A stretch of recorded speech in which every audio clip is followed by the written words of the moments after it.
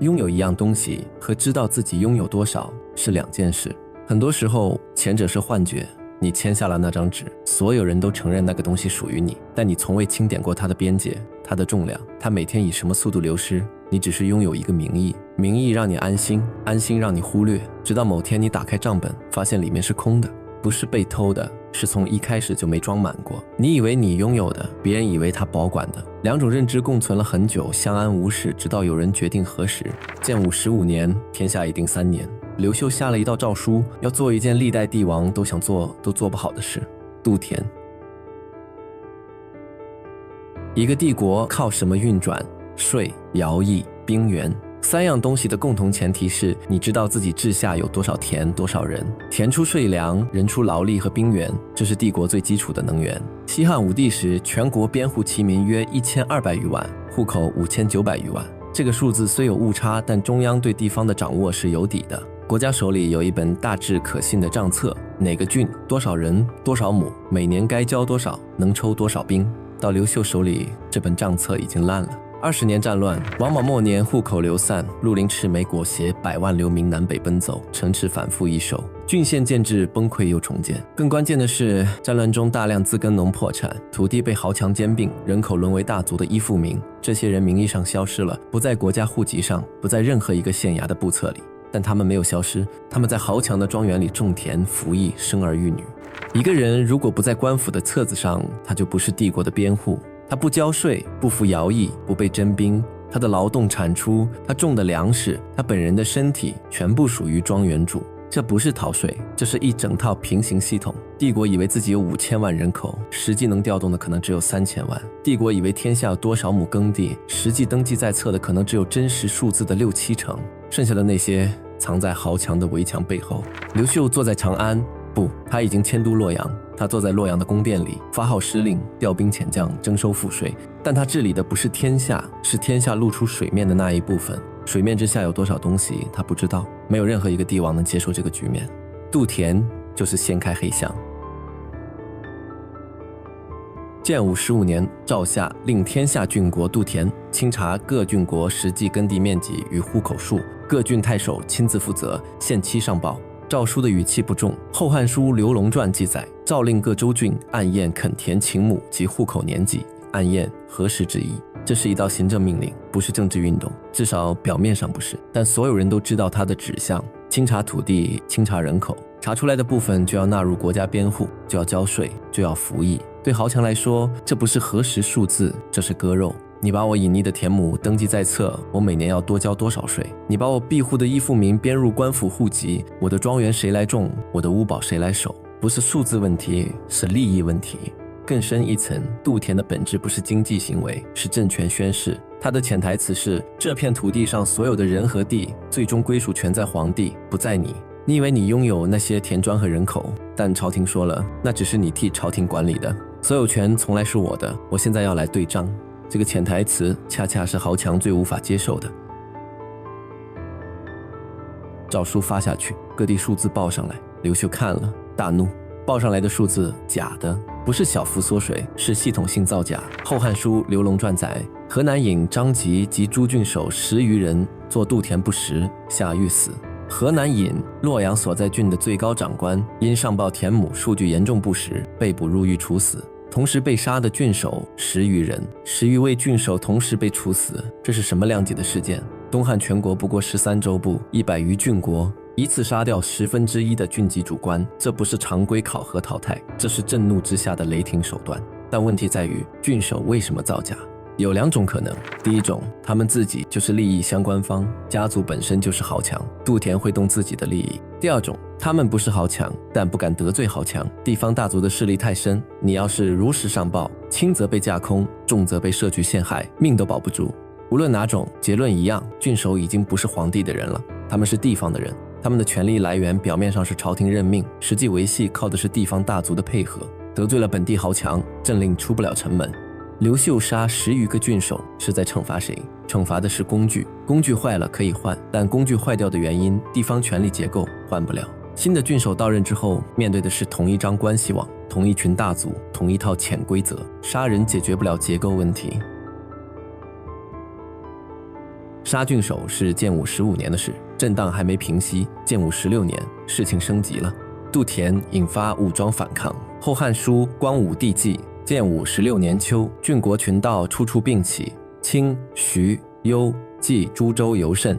史书称群盗，这是中性甚至偏贬的用词，暗示造反者是乌合之众，但细看构成就知道并非如此。叛乱者不是流民饥民，不是赤眉余部，他们大多是地方大族的武装力量，确切地说是豪强在杜田政策压力下直接掀了桌子。你要查我的地，编我的人，我就让你看看，我的地上站着的是能打仗的人。后汉书记载其中一支较大的叛乱力量聚众数万人，攻城略地，官军一度无法镇压，刘秀不得不派遣将领调兵进剿，一道清查土地的行政命令最终打出了一场内战。这件事的荒谬之处在于，战争结束才3年，天下初定，百废待举，皇帝只是想知道自己的帝国里有多少田多少人，就这么一个最基本的诉求，换来的是刀兵相见。但如果回到上一期讲过的逻辑，这一点都不荒谬，这些豪强就是当初帮他打天下的股东，或者说是那些股东的同类，他们当初投资的对价就是不动我的田，不动我的人。杜田违反了那份不成文的合同，违约的一方不是豪强，在他们看来，违约的是皇帝。叛乱持续数月，刘秀的应对分2步。第一步，军事镇压，他派兵进剿最大的几支叛乱武装，斩首数千，余众溃散。武力层面，帝国依然有压倒性优势，毕竟禁军和各地驻军加起来远超任何单一豪强的私兵。第二步，妥协，杜田政策实质性收缩，没有一道明确的诏书宣布停止杜田，那太丢脸。但此后史书中再无大规模杜田行动的记载，各地上报的数字哪怕依然注水，朝廷不再深究。豪强的引田引户继续引着，依附民继续依附着，庄园继续运转着。河南地城多近臣，南阳地乡多近亲，田宅余制不可为准。这句话的含义冰冷而清晰，连洛阳周边、南阳故乡、皇帝目力所及之地的豪强都无法管制，何况天高皇帝远的地方。杜田名义上没有废止，实际上他在建武16年冬天就已经死了。死于一个事实，皇帝可以杀10个郡守，可以平10场叛乱，但他无法替换掉帝国基层的整套运行逻辑。这套逻辑是土地和人口首先属于控制他们的人，其次才属于朝廷。杜田失败暴露的不是刘秀的软弱，是一条结构性边界。西汉武帝能做到什么？能下推恩令分割诸侯王的封地，能派酷吏打压地方豪强，能用告民令鼓励百姓举报偷税大户，中产之家以上大抵皆于告，全国破家者以10万计，手段酷烈到令人发指，但确实有效。中央从地方手中抢回了大量资源，才有余力打匈奴、通西域、修渠、开边。